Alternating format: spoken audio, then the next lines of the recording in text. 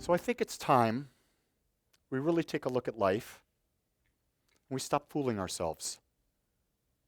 I think that we've been born and raised in a society where from the second we come out of our mother's womb, we're told some great lies. I think the biggest lie that I'm going to start with today is the American dream. I think the American dream is one that says that you grow up, you have a great house in the suburbs, you have a couple cars, you get a wife, you got a great job, you progress up, you get money, you have a couple kids, and you progress through life that way. What is that dream based upon? Something outside of ourselves. I think the greatest lie that has ever been told to humanity is this idea that we can achieve joy by having something from outside of ourselves bring it to us. Whether it be a person, whether it be a car, a material thing, going on a vacation, anytime we go from outside, we have immediately placed ourselves in potential, not even in potential, in victimhood. Because if everything is coming from outside and we're basing our good from everything coming to us, when that doesn't come, we say, oh, we're a victim to not having that. And so when we go and we look at what's happening in the world today, and we look just in the United States, what's going on all around us, and it's all about what can the government give us? What can business give us? It's not about what can I create from within me. And so what's happened is we're living in a society that is taking us away from our power and making us dependent where we're powerless.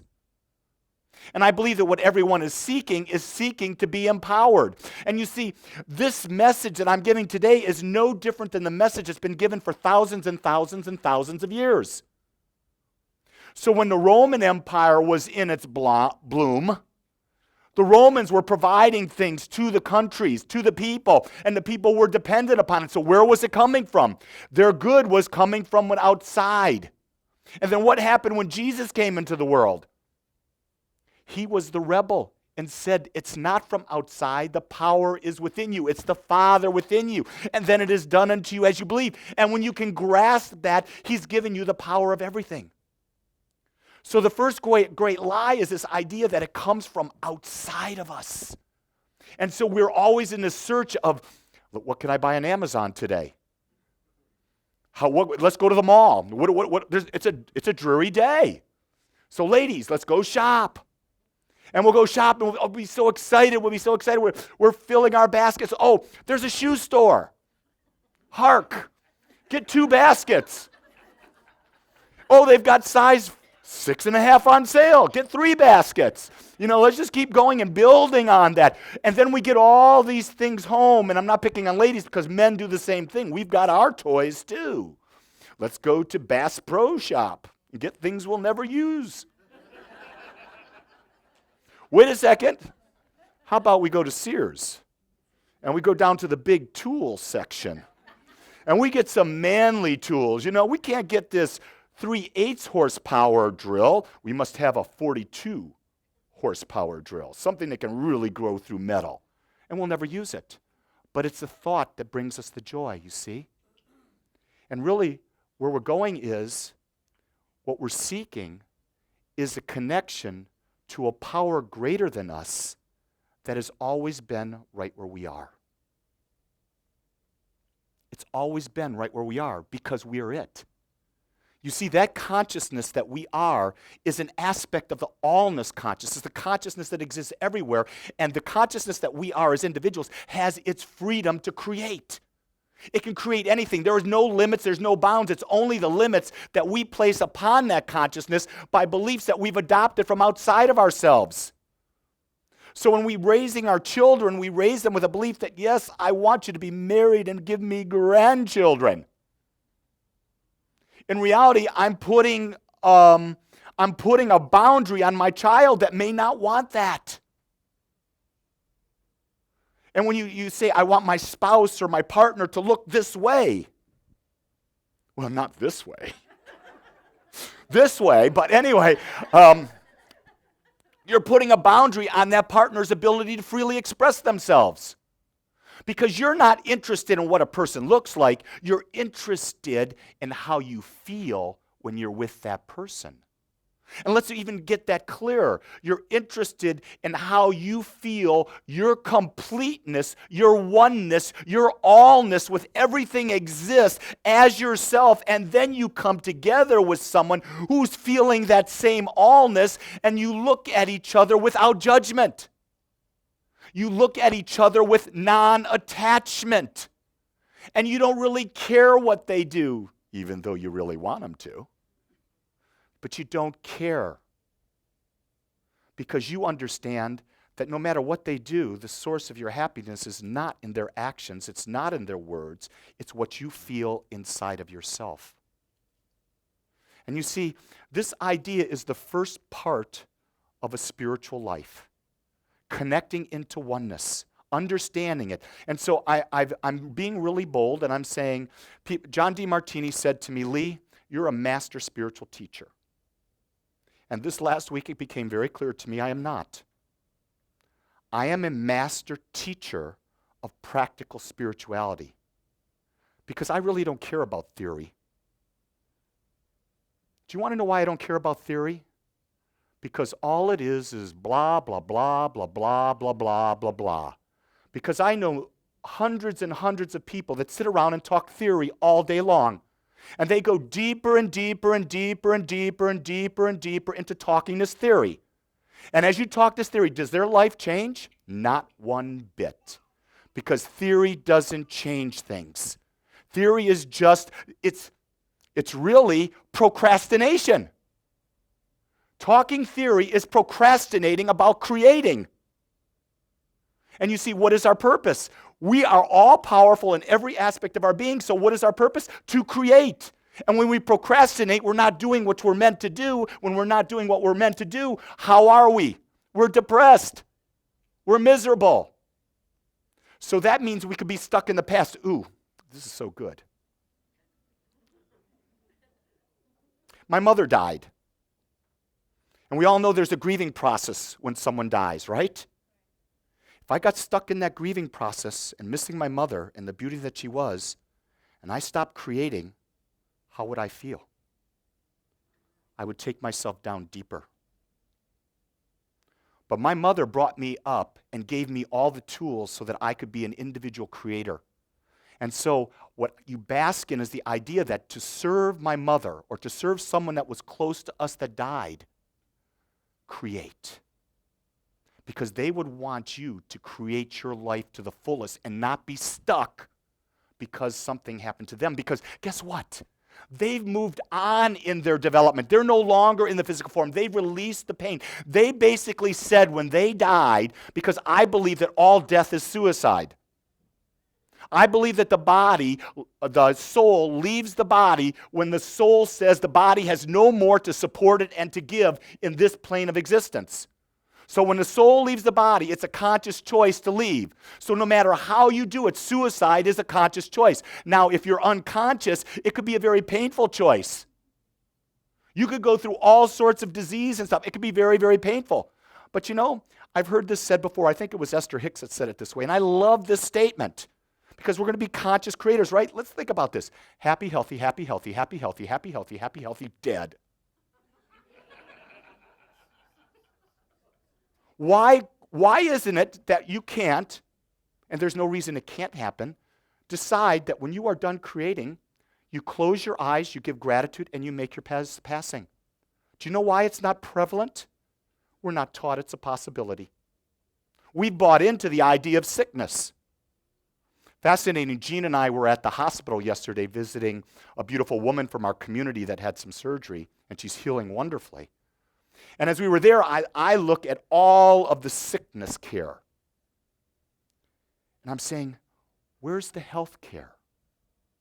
Where's that point where people come in and they're taught about that the power is within them?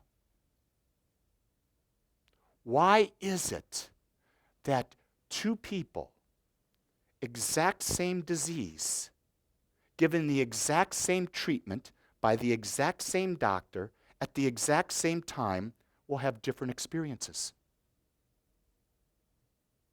because of the power within them.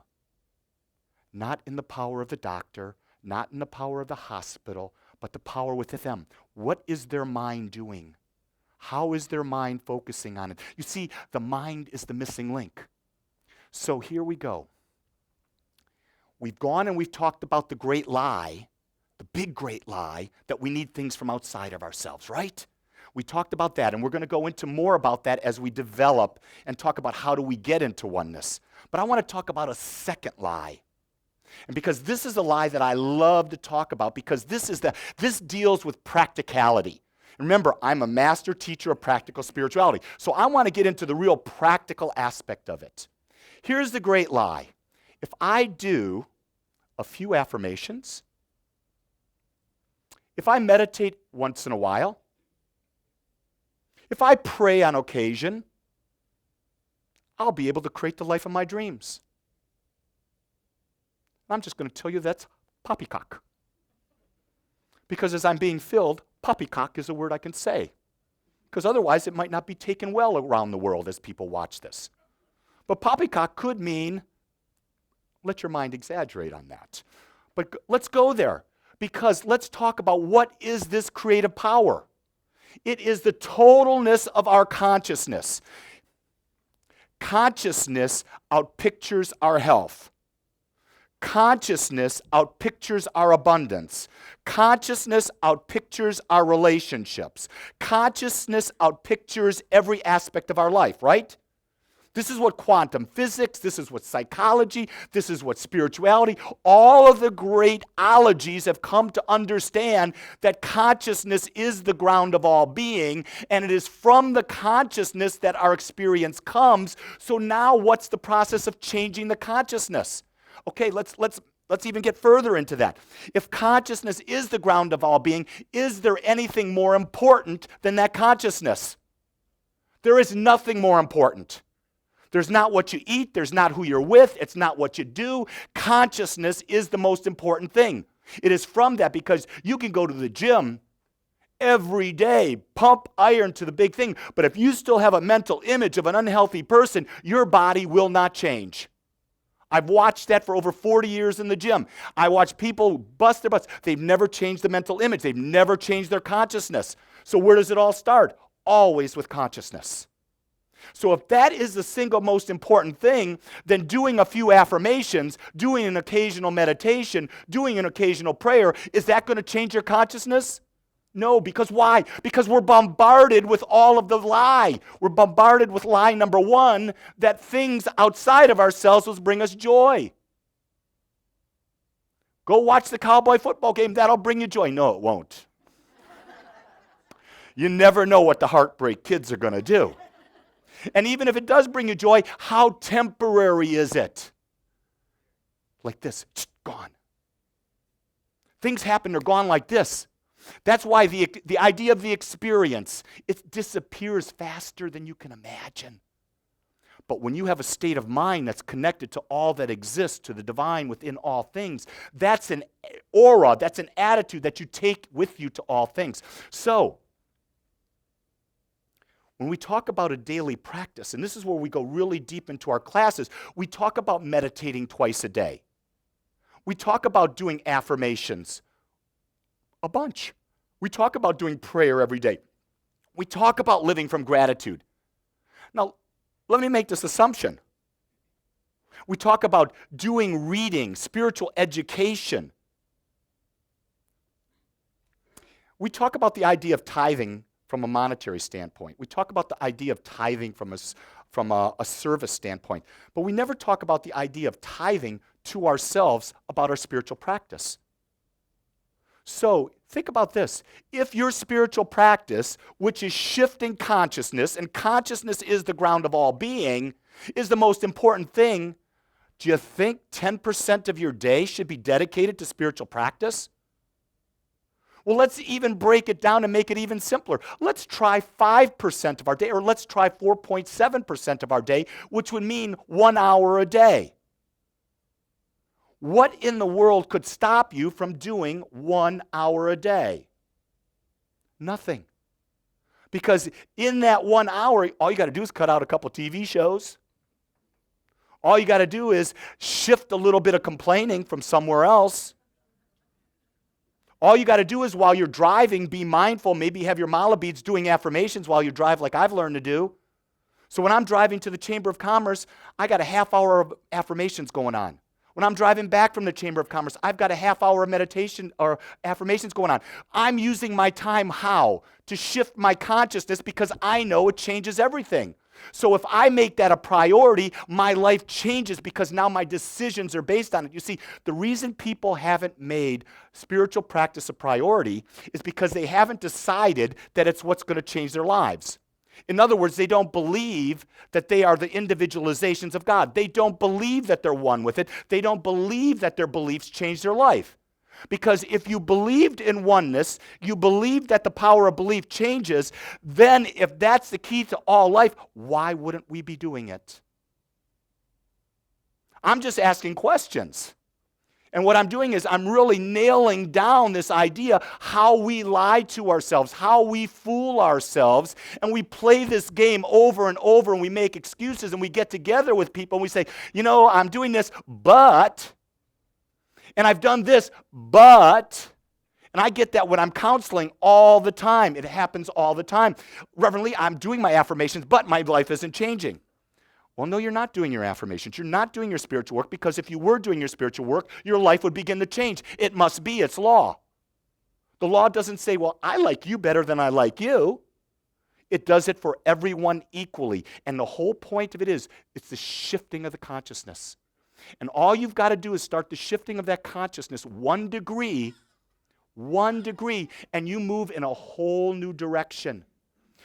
Think about an airplane taking off from Dallas, headed toward Maui. If it is 1 degree off, where will it end up? Thousands of miles away from its destination. That's the same thing with consciousness. If you allow your consciousness to shift one way or the other, you will have a new experience. The question I want to ask you is, are you willing to take control of where consciousness points you? That's the key thing. And you see, think about this. If you knew that the power existed within you, and you could feel that in any moment, and you tap in and tune into that, aren't you turned on? Aren't you feeling good? Think about this.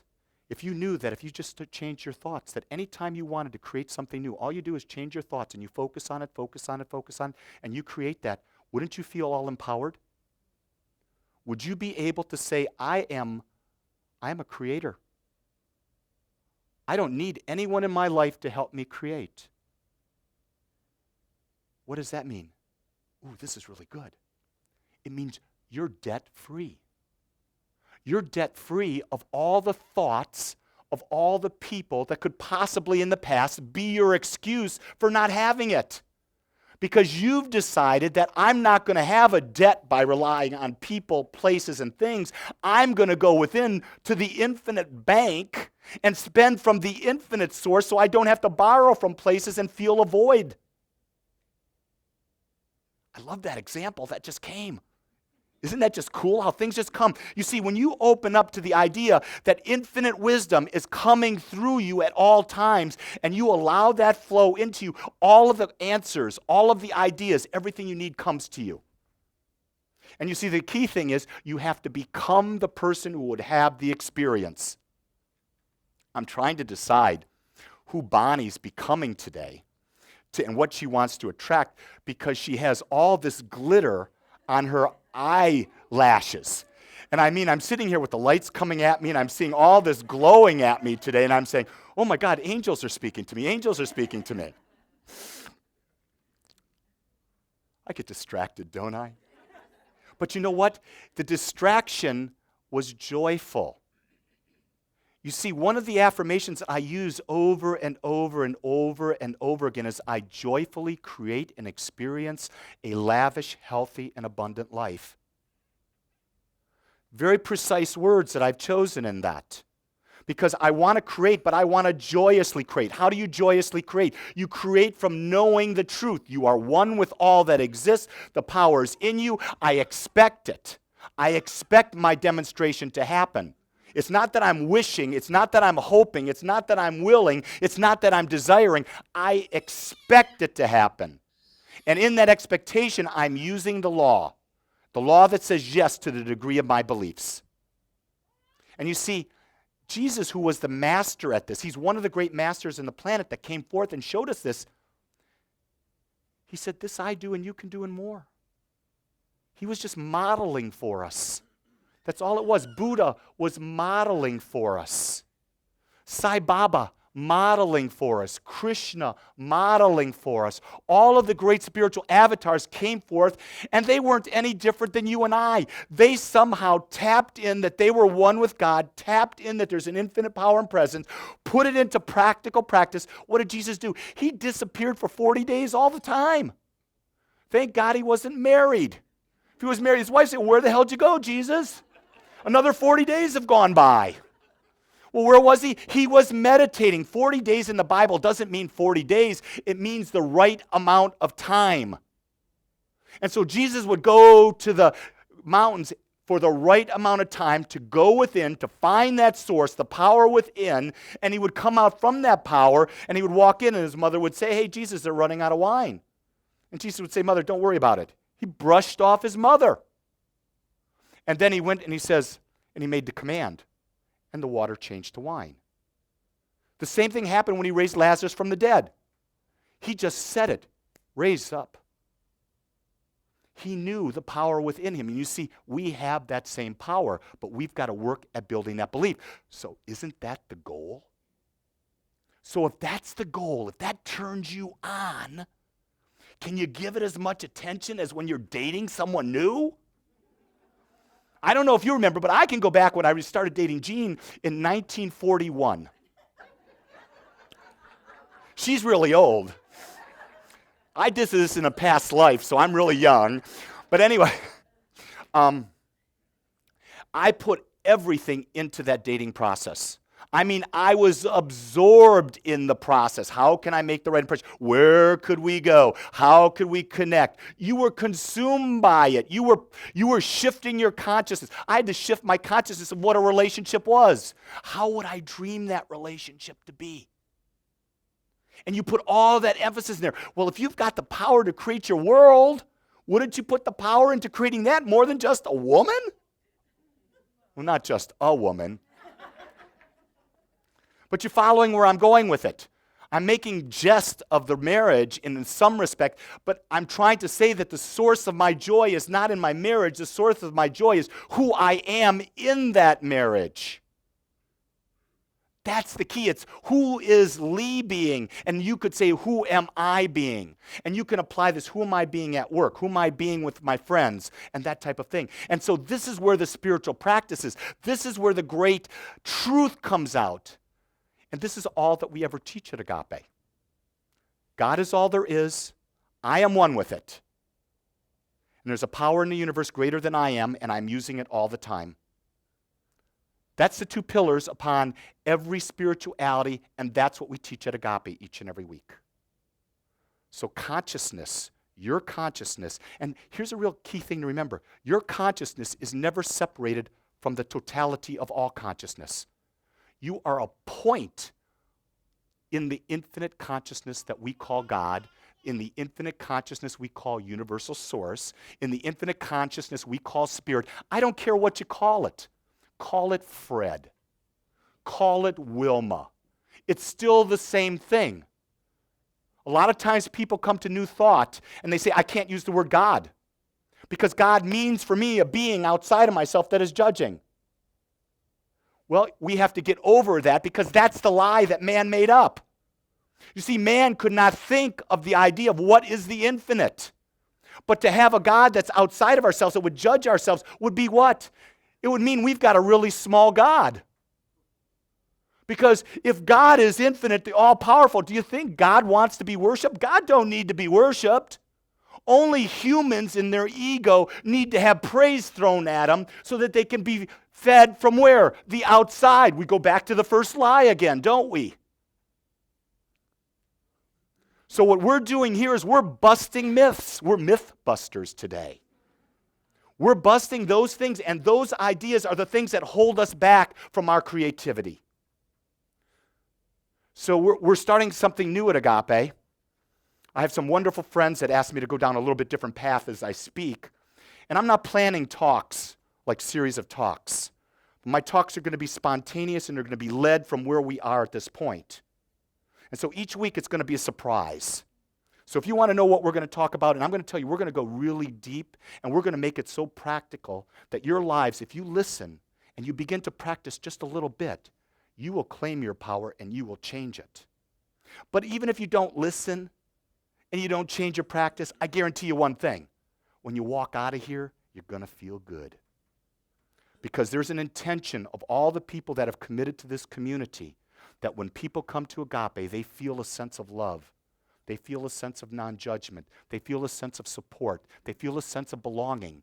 Because to do it any other way would be living the lie.